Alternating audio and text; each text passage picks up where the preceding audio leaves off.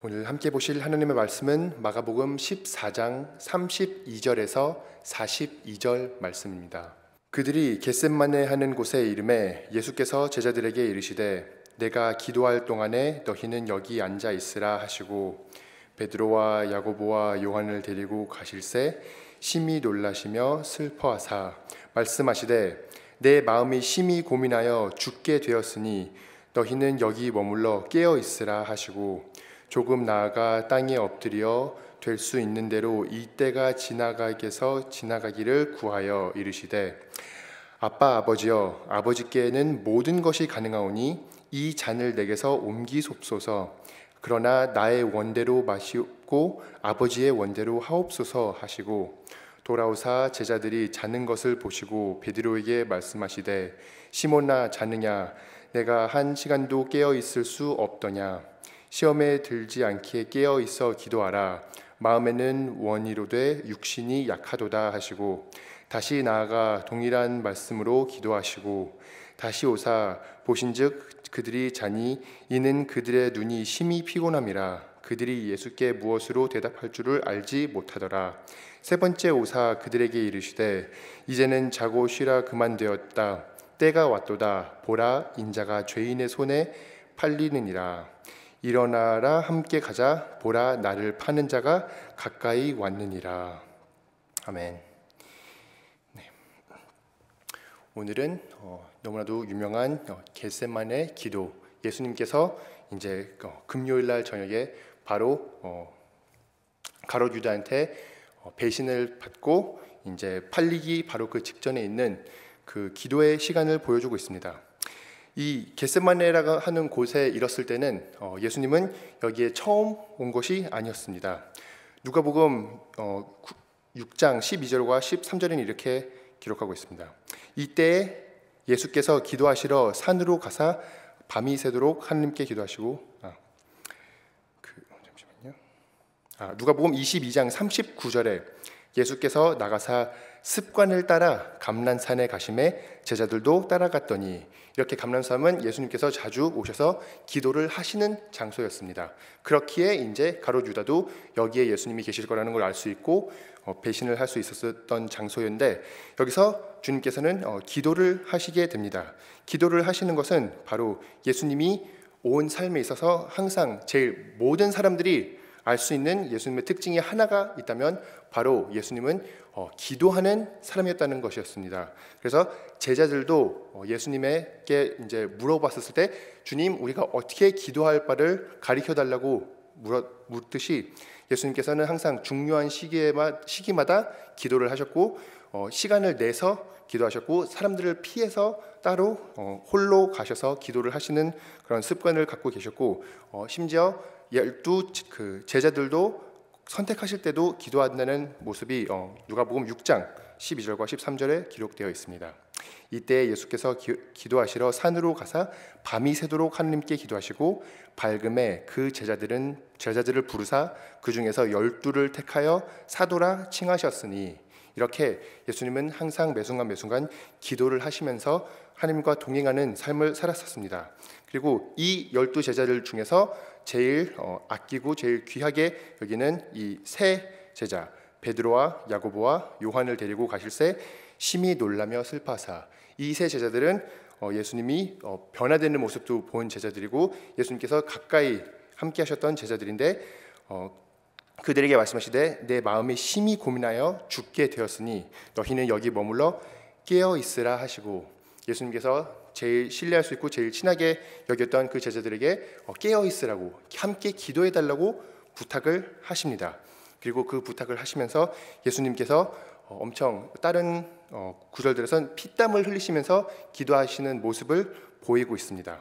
그래서 예수님께서는 그 제자들에서부터 더 멀리 나아가 땅에 엎드려 될 수 있는 대로 이때가 지나가기를 구하여라고 35절에 기록하고 있습니다. 이렇게 예수님의 이 엄청 많은 시간을 한 기도를 우리에게는 한 구절로 요약을 해서 알리고 있는데 이게 바로 36절에 이르시되 아빠 아버지여 아버지께는 모든 것이 가능하오니 이 잔을 내게서 옮기시옵소서. 그러나 나의 원한대로 마옵시고 아버지의 원한대로 하옵소서 하시고, 이렇게 예수님이 여기서 세 차례 계속 피땀을 흘리시면서 슬퍼하면서 죽기까지 그런 엄청난 어려움을 겪으시면서 한 반복적인 기도가 바로 이 기도였습니다. 이 기도를 보았을 때는 우리는 여러 가지를 알 수 있겠지만 제가 오늘 말씀드리고 싶은 것은 첫째로 예수 그리스도께서 십자가에 돌아가시는 게 우리의 구원의 유일한 길임을 말씀드리고 싶습니다. 만약에 예수님께서 굳이 십자가에 못 박혀 돌아가시지 않고도 다른 구원의 길이 있었더라면 하나님께서는 이 기도를 들으셔서 이 잔을 피하게 하셨을 것입니다. 그렇지만 하나님께서는 이 길밖에 없기에, 예수 그리스도께서 길이요 생명이요 진리이시기에 바로 이 방법을 통해서 우리에게 구원을 허락하신 것입니다. 그러니 그 어떤 다른 사람이나 다른 종교가 모든 대로가 다 하나님께로 도달할 수 있는 길이다라고 얘기를 했을 때 우리는 이 구절만 봐서도 그렇지 않다, 예수 그리스도 외에는 다른 희망이 없다, 다른 산소망이 그 어디에서도 발견될 수 없다. 만약에 그런 다른 길이 있었더라면 하나님께서는 예수님을 십자가의 길로 보내시지 않으셨을 것이다 라고 자신 있게 얘기를 할 수가 있는 것입니다. 그리고 이렇게 기도하는 모습을 보고 힘들어하고 슬퍼하시는 모습을 보았을 때 우리가 예수님의 그 인간에 대해서 더 많이 묵상을 하게 됩니다. 우리는 때로는 예수님이 기적을 행하시고 예수님이 많은 것들을 행하실 때 되게 당연하게 생각할 때가 많이 있습니다. 주님이시니까, 예수님이시니까 잘 하시겠지. 마치 올림픽에 슈퍼맨이 이제 참여를 해서 슈퍼맨이 모든 금메달을 다 땄다고 했을 때 놀랄 사람은 한 명도 없을 것입니다. 왜냐하면 슈퍼맨이기 때문에. 그렇지만 예수님은 그냥 이렇게 100% 신이지만 동시에 100% 사람이었습니다. 그래서 이 많은 고난들을 사람으로서 통과하시고 우리가 죄진 그 모든 부분에서 예수님은 사람으로서 하나님을 신뢰하고 기도로 나아가서 이 모든 것을 순종의 길로 가신 것입니다. 마치 아담이 에덴 동산에서 죄를 범하고 우리를 인류를 다 실망시키고 인류를 다 죄에 빠지게 한 것처럼 예수 그리스도께서는 이 겟세마니 동산에 있으면서 그 시험을 통과하시고 저의 두 번째 된 아담으로서 이 하나님이 바라시는 뜻, 하나님이 바라시는 그 십자가의 길로 가기를 다짐하고 바르게 행동하는 모습을 볼 수 있습니다. 어떻게 보면은 오늘 구절이 예수님이 제일 육신적으로 이렇게 힘들어하는 모습을 보는 구절이 아닐까 싶습니다. 예수님은 이 이후에 이제 자기의 제자로 인해 팔리고 십자가의 길을 가는 데 있어서 이만큼 힘들어하시는 부분이 또 나오시지 않고 이만큼 시험을 듣는 구간이 나오지 않는 것처럼 여기서 싸움이 일어나고 여기서 승리를 맛보시는 주님을 볼 수 있습니다.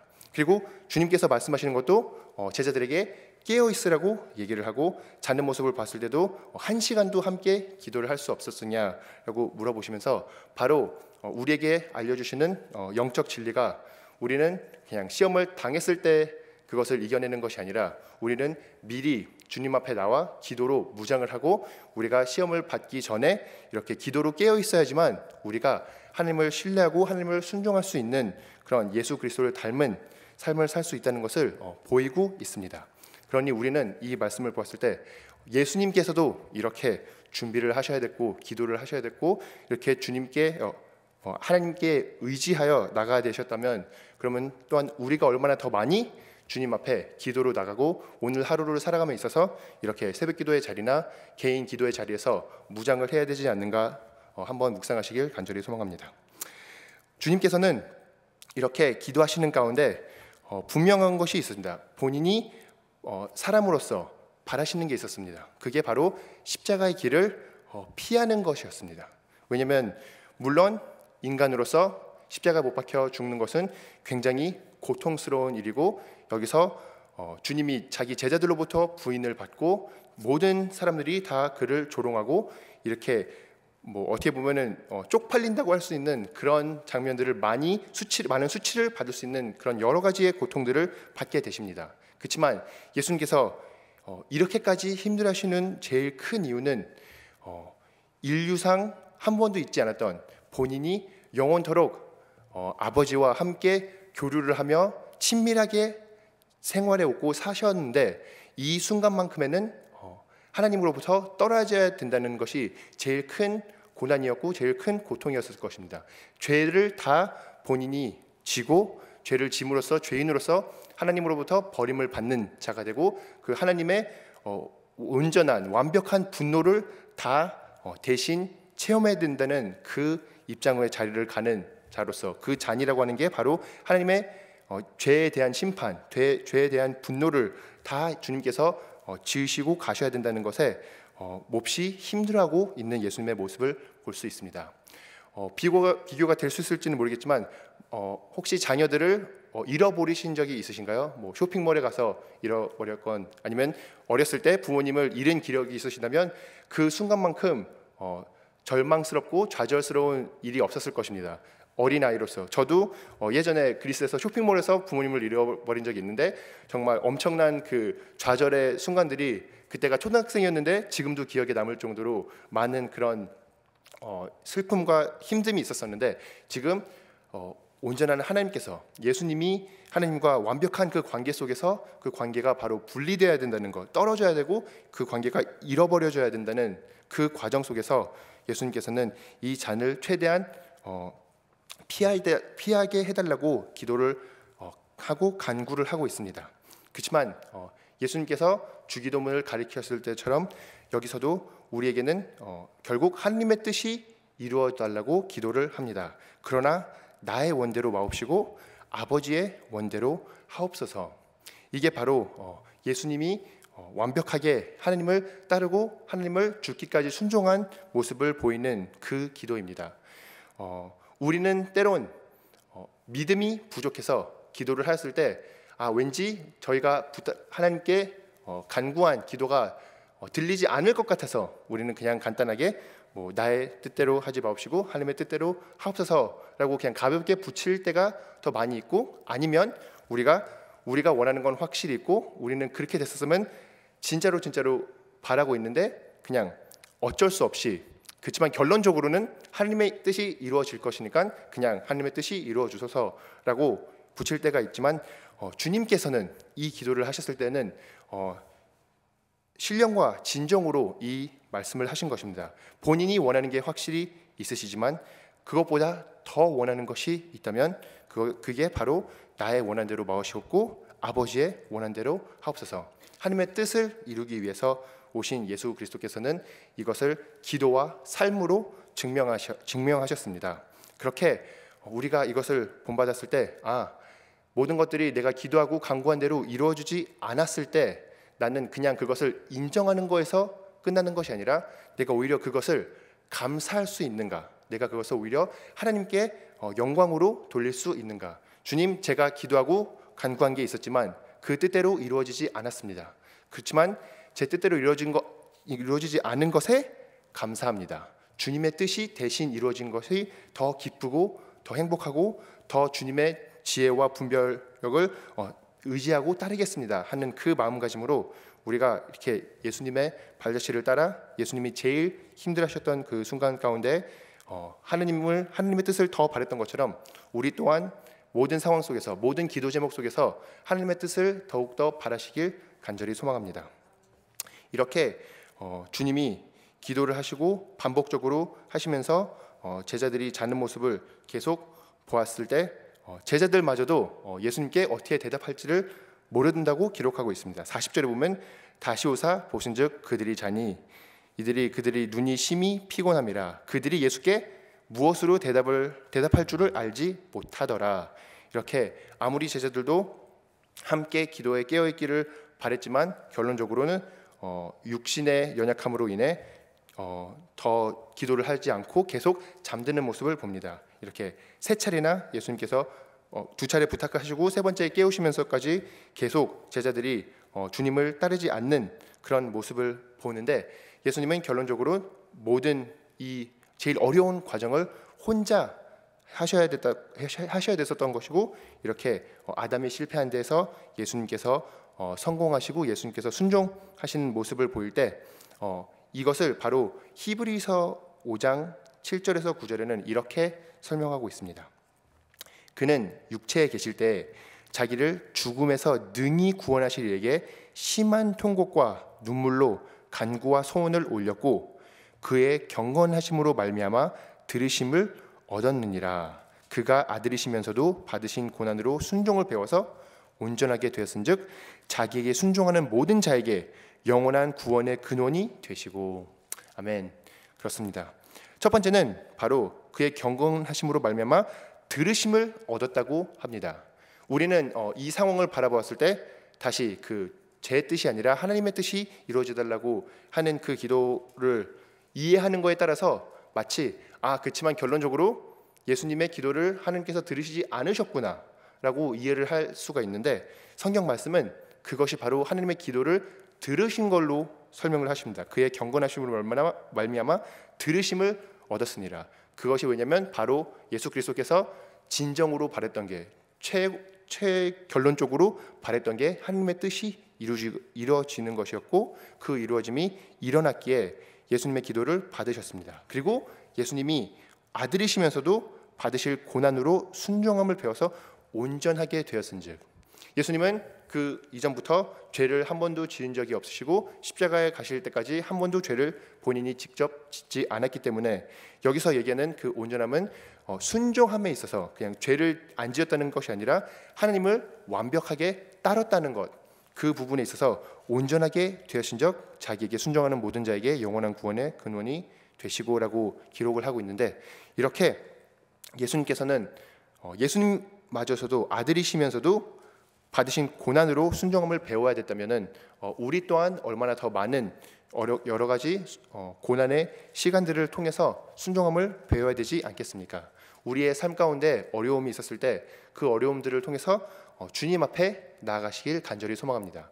우리가 주님 앞에 나아가고 이런 고난들을 받았을 때 우리가 순종하는 길이 무엇인지 하나님께서 이 어려운 순간들을 통해서 우리에게 가르치고자 하시는 것들이 무엇이고 어떻게 더 주님의 겸손함을 닮아갈 수 있게 하실지, 어떻게 더 주님의 성품을 더 닮아갈 수 있게 하실지, 그것을 오히려 기대하고 바라면서 나아가시길 간절히 소망합니다. 이렇게 예수님께서 이 기도를 들으시고 우리에게 정말 하나님의 사랑을 표현하시고 결국 이 십자가에 가는 길에 있어서 제일 거의 어떻게 보면 큰 이 유혹을, 이 시험을 다 통과해 내시면서 우리는 이 주님을 더욱더 찬양할 이유가 생기는 것이고, 더 경배할 이유가 생기는 것이고, 더 영광을 돌릴 이유가 생기는 것입니다. 이런 주님이 저희의 주님이시고 지금도 살아계시고 주님의 보좌 앞에서 저희를 위해서 간구를 하시고 기도를 하시는 바로 이 구세주 주님이십니다. 이 주님을 날마다 더 찬양하시며 더 따르시며 더 닮아가시길 간절히 소망합니다. 기도하시겠습니다. 주님, 우리의 연약함으로 인해서 우리가 계속 깨어있지 못하고 우리가 계속 죄를 짓는 모습을 보시면서도 불구하고 그런 우리를 위해서 십자가에 못 박혀 죽으시니 감사드립니다. 주님, 저희는 비록 절대로 이것을 바를 수도 없고 저희가 합당히 요구할 수도 없는 것이었지만 주님이 행하신 이 구원을 더욱더 믿을 수 있도록 도와주시옵시고 더욱더 주님을 따를 수 있도록 도와주시옵시고 우리가 매순간 주님처럼 우리의 가장 큰 소원이 바로 하나님의 뜻을 이루는 것이 될 수 있도록 도와주시옵소서. 우리의 연약함 가운데 우리의 고난 가운데 항상 함께 해주시겠다고 약속해 주시니 감사드립니다. 모든 그런 고난과 역경을 경험하시고도 끝까지 순종하심을 보이신 주님을 우리 또한 의지하고 신뢰하고 따라갈 수 있도록 성령 충만케 하여 주시옵시고 우리가 주님을 바라보고 주님을 닮아가는 그런 공동체가 될 수 있도록, 그런 예수 그리스도의 지체가 될 수 있도록 주님께서 능력 베풀어 주시옵소서.